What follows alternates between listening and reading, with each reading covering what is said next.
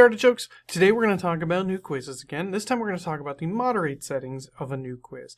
So this could be anything from a DRS moderation to giving a student an extra attempt, anything like that, and anything in between. So where you find the moderate tab is up at the top left over here.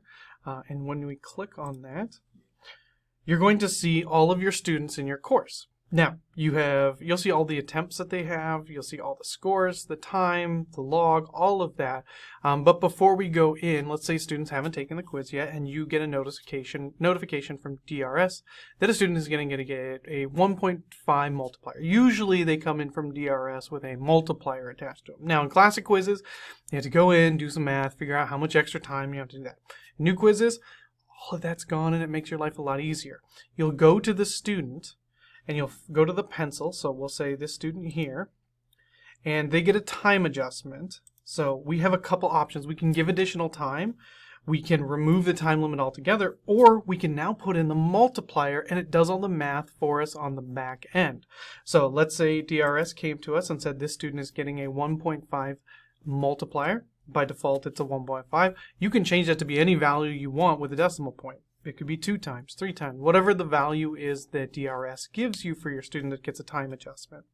Once you go ahead and click Save, you'll then see that that student now has a time multiplied by 1.5. So let's say you give 90 minutes. It will take that 90, times it by 1.5, and do the math for you, and you no longer have to do it. Now, new quizzes goes one step further and actually goes through all of your new quizzes that you have in Canvas, and if that student is assigned to take those quizzes, it attaches that multiplier to all of your new quizzes.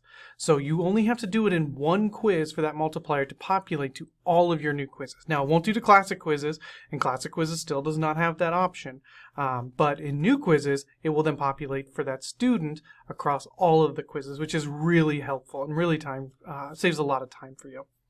You can do it for multiple students with different considerations, but it's up to you, how you want to do that.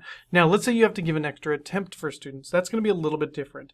You're going to want to go all the way to the right-hand side, and you're going to click on Moderate.